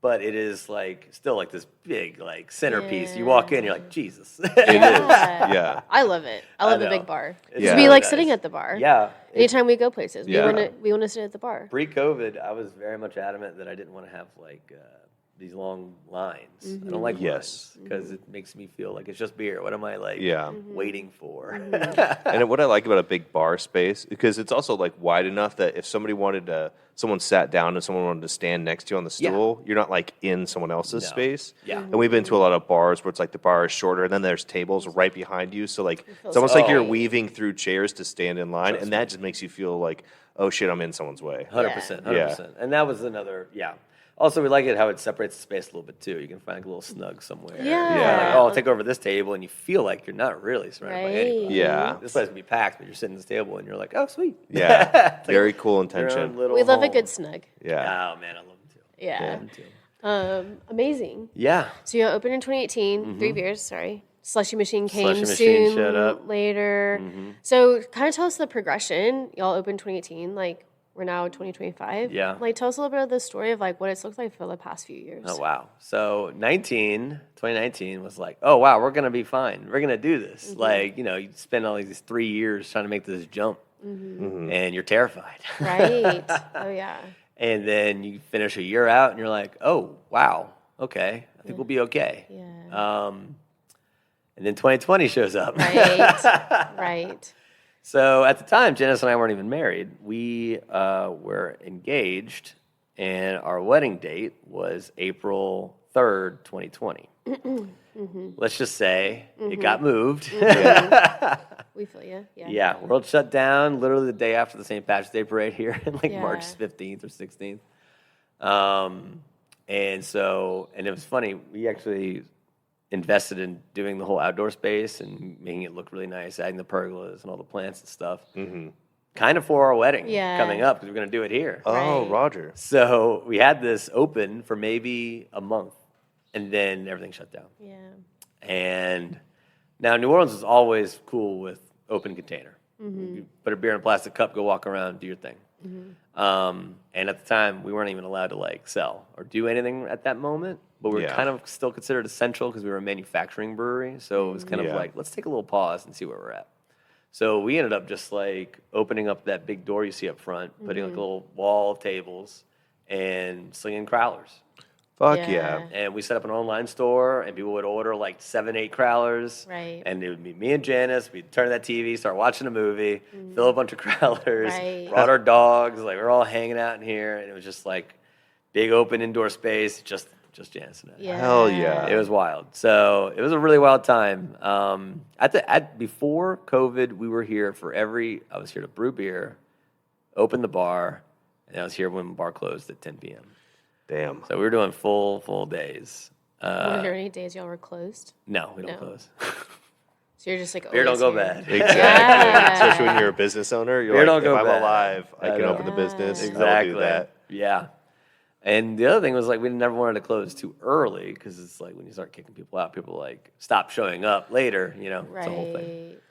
So COVID was wild. Yeah. Right. We whipped out the slushy machine again, and we got like a little package to go Like Ziploc baggy. Ziploc, with a straw in it. Oh, yeah, Okay. like Capri Sun. A Capri Sun. Yeah. And we made mangonada. We always make like a mango beer during May.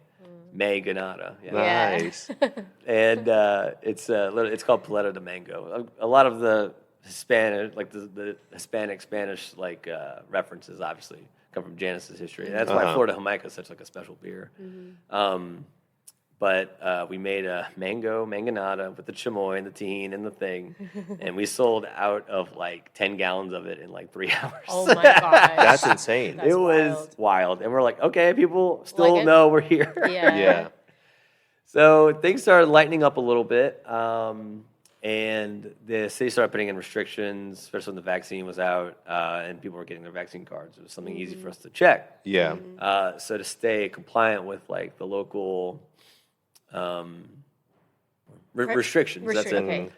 We had 12 tables outside, 6 feet apart. Yeah. It's a And- huge space too. Right, and they're all like the circle tables, and we didn't care how many you put on the table. It's like Right. at that point you're in your bubble and you get Yeah. the vaccine card, and Yeah. it's fine. Get in here. And then I opened up those 2 big doors, and literally had it where there was a line in to the bar where you can order a to-go beer and go walk back outside, and then just hang out. And Yeah. or I could take your name and do like we were doing table host service type stuff. Gotcha. But that means like there's only like so many people in here, so you go up to the bar one at a time. You never got too crowded, so it was like this really interesting flow that we were able Right. to accomplish here. Yeah. And I honestly think that if you didn't come to Miel before, you had showed up during that time period. Gotcha. And then our biggest priority was make sure everyone felt safe, felt the most comfortable possible. And you could tell because people were coming in here and they'd take a table, and there was no time limits on the table. And they would be here for like 4 hours. Yeah. And they would just be like, finally, people. Finally, like, it's yeah. kind of 100%. normal again. Yep. And people were craving that so much to the point where we also like started booking these pop-ups. And the pop-ups like are required. You had to serve on both sides. So people could walk up and order, and people could come in from the inside and order. And we were honestly very busy during that time period. That's awesome. And people felt comfortable, and they kept coming back. And to this day, like a lot of regulars, like I started coming during the COVID. I was like, I remember. Yeah, you need like a COVID hit memory book. It was wild. It was like once again we're like terrified, and then all of a sudden by the end of it we're like, I think we're gonna be okay. Yeah.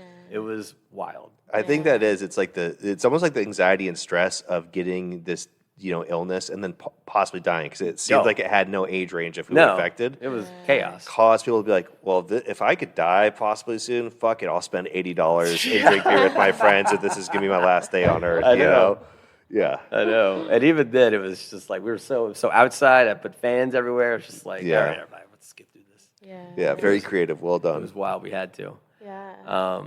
So once everything got like fully unrestricted, 2022 and 2023 were like great years. Like at that point, hard seltzers were starting to come out. Mm-hmm. And we had done a couple hard seltzers, but in like keg on draft, and like you had your flavor profiles, whatever.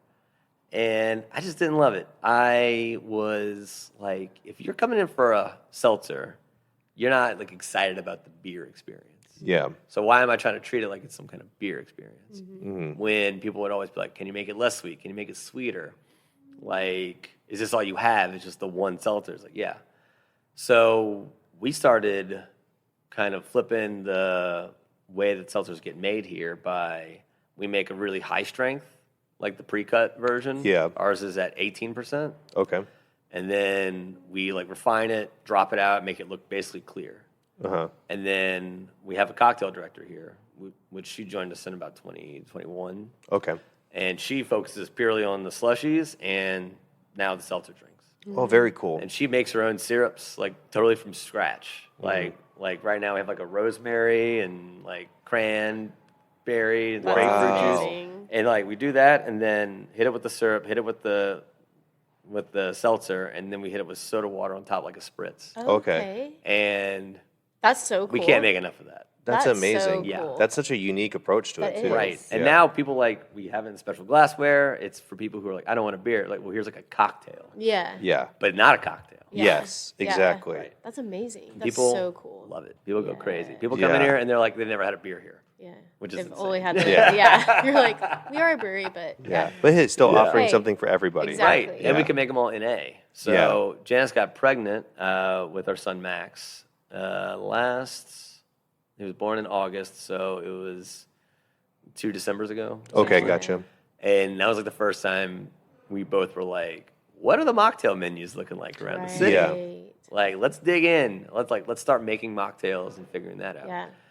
NA beer is something that we are like too small to try to produce. Mm-hmm. I'm interested in some like the yeast products that can make it, but I'm too nervous about it getting contaminated and creating alcohol, and all of a sudden it's going to be a problem. Yeah. Because I know that's a major issue with that. Yeah. And then you have to deal with, it's best to pasteurize, it's best to treat it like a food safety product because alcohol is natural, like kills pathogens. Yep. And if you don't have anything in there, you have to have extra procedures. And we're too small for that. But we're allowed to carry outside NA, which really helps us out a lot. That does. So like we're actually selling Athletic. Yeah. Hell yeah. That's great. I love it. You know, it's perfect. But all of our seltzer drinks can be turned NA. Yeah. And we always have an NA slushy because we have a bunch of kids coming too. Nice. Frozen lemonade or something like that. Gotcha. Yeah. So it's like That's perfect. what's developed from like a menu of 3 beers only. It's become like you can come in here and be like, I don't even know what I'm getting, but it tastes like grapefruit and it's spritzy and it's nice. And people are like, yay. Like they like don't even care anymore. They're like, yay. Perfect. Yeah. And especially in y'all's climate, like you said, like it really does feel tropical. Yeah. Like y'all's tap room with the doors open, Absolutely. the huge outdoor space, like when you can open up the doors and everything. Like it's a really cool, like I would love, I'm sad we're only here for a short amount of time. We'll have to come back and hang out again. But I know, please. it seems like a place that we would want to come and hang out on a Saturday or like I'm thinking like a Friday afternoon. Everyone's getting off work. You just want to like come hang out. This seems like a really Like, rad seems spot. like, and it does feel like because a lot of breweries I think that are in big warehouse spaces are not always like this light and breezy. And I think that's like y'all having the outdoor element It's huge. really helps. I don't feel like I'm necessarily in a brewery like That's a the goal. traditional, you know? That's the and so goal. like it really is unique and different, and a really cool space that I would love to come hang out in and Oh yeah, It's very kind. bring Thank friends you. and stuff too. We don't have any friends here in New Orleans, but we can make we'll make some. we'll make some We'll make friends. some here. We'll make some to bring. You'll make some here. Yeah. Too. So Without it's another just question. I can see why people would want to come, and especially like you said, the proximity to other places, being able to like come hang out and Absolutely. hang out with friends and stuff like that. Yeah. It's No, it's so huge. awesome. Yeah. I love that so much. Without Janice's like side of it, this brewery wouldn't even be close to what it Yeah. is now. It is like she has such a good eye for it. It is incredible. Yeah. It's So, cool yeah. to see all the different parts, from people to parts in the in the business, work so cohesively together, but they're all so unique. So like I think that's like really special to have so many uniquely different operating pieces, but it all works, Yeah. synchronized so well. Yeah. And it's just us. Yes. Like, we got family funding, and it's just us. Yeah. Nice. Did the families come and hang out? Were y'all able to have your Neither wedding one here of our eventually? families drink very much. Well, y'all have NA options. I know they do. They come in for the Okay. manganata. They come Yeah, in yeah. for that. Did y'all get married here? Did y'all end up We getting did. Okay. So in April of 3rd, 2020 was the supposed wedding date. That didn't happen. Mm-hmm. We got eloped on April 2nd, 2021, and just like the four of us to Nice. do the thing. And then we had like a big reception ceremony thing on April 1st of 2022. Okay. That's hilarious. We did the That's the exact same thing. Hell yeah. We had 4 people. It was just Jules and I, and then my best November. friend and my brother. Yeah, November 2020. Yeah, ours was our videographer and friend. Yeah, So we have that's video ours. of it, Ours yeah. was his brother's Yeah. a videographer, photographer, and then our friend was he did the Yeah. ceremony. But yeah, we got engaged March 13th of 2020, Wow. Mm-hmm. Wow. Yeah. and we didn't have any like date set for anything Yeah. at that point. But then we were like, it's We not had it planned. happening. We had deposits I know. paid. It That was, sucks. It was a trip, man. That sucks. So wild. But everyone was so good about it. Yeah. We basically got to throw the exact wedding we planned 2 years later. 2 years later. Like, Sweet. perfectly. It Yeah, was amazing. and then we did Fuck yeah. Yeah. May 2020 we did a thing in Nashville with family. So amazing. yeah. Yeah, it very was fun. cool. Dude, Yeah. I liked it. Oh, Yeah. we loved it. Because all the crazy intense vows you already did, Yeah. so like quietly and small. And Yeah. now you're like, let's just put on a show for This is them. a Let's party. go. Like, I'm 100%. so calm here. It's like, yeah. we're already married. Yeah. Already married. Already been through the pandemic. Yeah. We're here at the Like, business. this is nothing. Like, let's just Yeah. throw a party. yeah. Yeah, I think it's how people should do it. Yeah. It was for incredible. Sure. Yeah. We loved Yeah. it. Yeah. Have We your loved small it. intimate, and then for everybody else, Skip it just in, you can yeah. be there, you can be present and enjoy, and just have fun. Just surprise everybody at the engagement party. Yeah. The elopement. Yeah. Yeah, That's for awesome. sure. Yeah, he got to brew. We were brewing in Atlanta, or he was brewing in Atlanta at the time at our friend's brewery, and he got to brew a beer, and we got to have it Yeah. at the party. So absolutely. that was fun. We It was a lot of fun. we made cocktails and put them Yeah. in kegs. Yeah. Even and let's better. just say people got really excited. about Yes. that. Yes. I'm sure they did. Yeah. I love Yeah. that so much. Oh yeah. That's It's good. very It's cool. really, really Well, good what are you time. stoked for the next few years for Miel Brewery? Oh, man. So it's crazy how it feels like. So Janice gave birth to our son in August. Congratulations. last year. So he's about to turn a year old in August this year. And it has been like a full mental reframing of like what business is, what Miel is, like our entire scope of what we're going for now. So it's really fascinating where it's like it felt like survival for a while. It Yeah. just felt like year after year was just survival. And now it's like we're kind of seeing like craft beer as the beer itself is like the energy behind it of education and stuff is waning a bit. But it's opening it up for like places like us who are like trying to accommodate everybody, even though we have restrictions. Yeah. So it's like we're able to kind of like our team has been amazing. They've been crushing it for years. Like same people for like 4 years, which is Fuck absolutely yeah. That's insane cool. for Yeah. bartending. Having It's that retention is bonkers. awesome. Yeah. They've been doing such an amazing job that we're actually able to like spend more time with Max while he's a baby. It's incredible. And so like for us, it's like the big scopes now are like a little smaller, like tiny improvements, how to get people who aren't in the craft beer into this, like how to like maintain kind of like what we're known for now and making it better. And so like kind of what I'm excited about now is 2 years ago, we went to Prague and Pilsen. And we went to Lucre out in Pilsen. And I had one of the guys like teach us like for like 4-hour course on how to pour beer like the Czech way out of their taps. Oh, that's Yeah. cool. Yeah. And so when we got back, I was like this refired, like, oh my gosh, we have to do it this way. I had like 11 beers in like every day in Prague. I was like, it has to be poured this way. It has to look like this. It's incredible. Yeah. That's so awesome. fresh. So, and I feel like those moments right now are kind of what's going to keep us going because like people can buy a Miller Lite and drink it at home. Right. People can buy a Golden Boy from us and drink it at home. Yeah. But are you going to be able to get a Hell's Lager poured like a Schnitt at home? Not Yeah. yet. Yeah, Not not yet. So there's a very like energy about like now I need to reward you with coming in, by like giving you an experience, but an experience that doesn't feel alienating or scary to ask for. Yeah. Love that. And I think I love the way, because it clicked in my brain the way that you said that, because we've gone through this decade of craft beer where it was, a lot of people with information, home brewers that were really knowledgeable, and kind of came in to test. And it kind of left everybody else being like, I don't know, definitely made them feel alienated, because it was with an air and an attitude to be like, oh, if you don't know what Hallertau Blanc. Yeah, if you don't know You know what that Hallertau is? Blanc, you don't know what noble hops are. Oh, pish, go away. But Yeah. now it's like, now this is exciting. We have new demographics of people where they do, like younger generations, Gen Z, they want like an experience. Like that is what, and breweries across the world are like, how do we get young people to drink beer? And it's like, making an atmosphere, making an experience, because that's what they're there for. Because these are kids tied to social media. Absolutely. So when they do that, they want to take photos of it. They want to photos, they they need want it to to post be it, yeah. documented. Absolutely. And so that's actually a really great way you put it, where it's like, oh yeah, that is like refueling and refiring of passion, to be like, fuck yes, I get to teach somebody this now. Right. Yeah. And Yeah. like their eyes light up and you're like, here's beer normal. Here's a big foamy pour beer. And in America, they're like, you want me to drink this? Yeah. I literally had one guy go, are you pranking me? Yeah. Yeah, And then or he they're drank like, it or and he's then, like, oh my God. Yeah, it's like, it's totally different. I'm like, it's not what you or- think. Yeah. Yeah, I feel like with the foam, I heard a lot of always people being like, you gave me a short pour. Like, why did you like? They get mad. You're like, I want the full glass of Yeah. beer, and you're Yeah. like, no.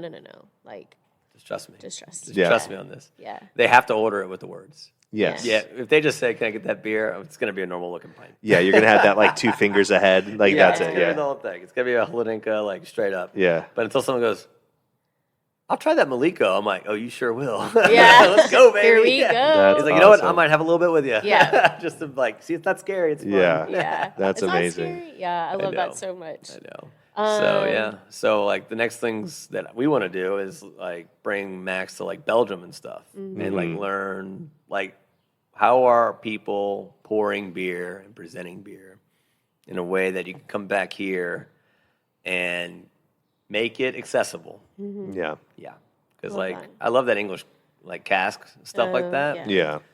But it is a bit of like you gotta get hit with the bug. Like you gotta be the one who's Yeah. like, oh, I'm coming for it. You got to have some craft beer journey experience to Yeah. seek out cask. It's hard to be like, I like Miller Lite, and you're like, try this cask ale. You're like, Yeah. oh wait. Yeah, Yeah. for sure. No, Wait. definitely.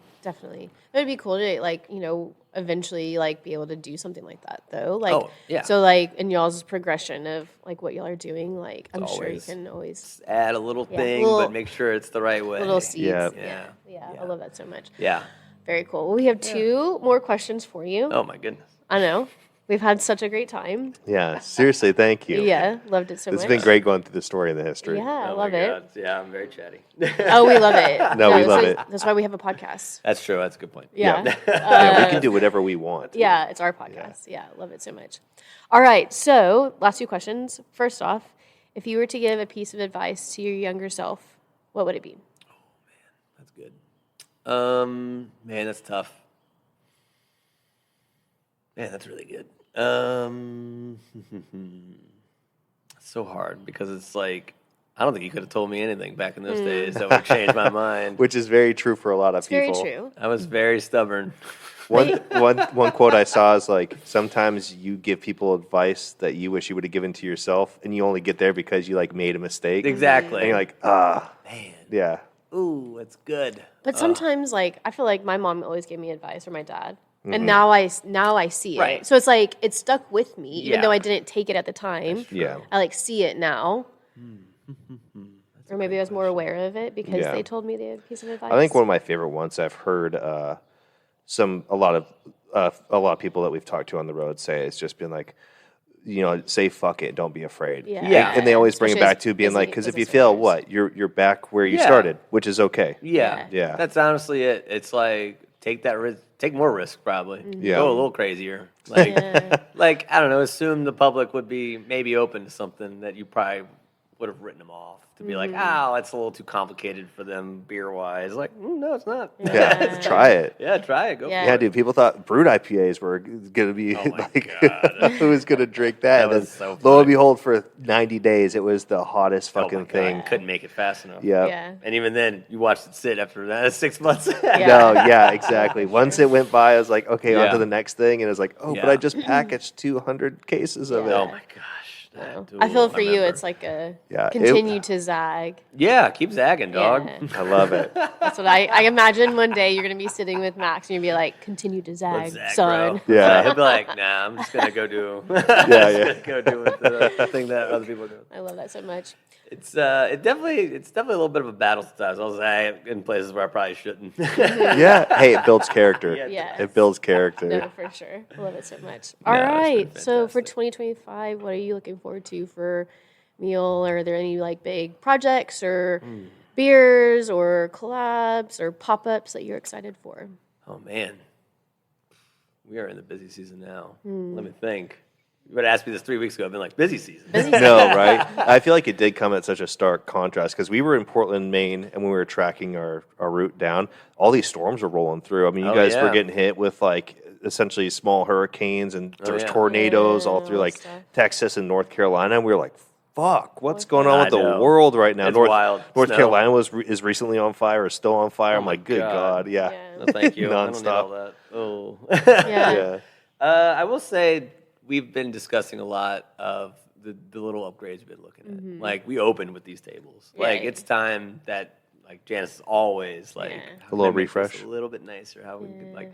And I always think this is like a 7-year itch with any business. You need to like give it a pop and give people a reason to come back. But it's got to be something big enough that isn't just like, you know what I mean? It's got to be like Yeah. almost like a remodel in a way, Right. but without changing like an identity. Right. So I think we're discussing that right now, and there's a lot of stuff we'd like to do behind the bar that would just make things go faster and smoother. Gotcha. Very cool. Yeah, and I don't know. Right now, it's still just out here being a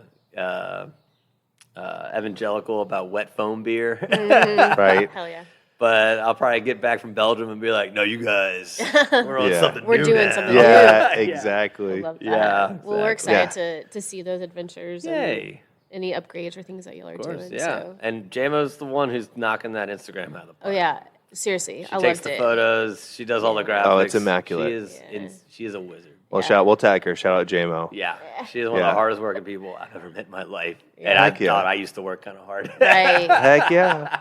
Love Now I that. feel lazy. Yeah. No, things have just changed. Just changed. I know. I know. It's been great though. It's been absolutely great. It's, Well, thank you so much for sharing your Yeah. time and thanks story. y'all. Yeah, this was a thanks fucking for blast. coming here. It was great to meet you and talk, through all the things that you've done and all the people. So appreciate so you kind. sharing our stories. So, Yeah. It was a joy. Yeah. Love you guys. Love you. Me too. Cheers, friend.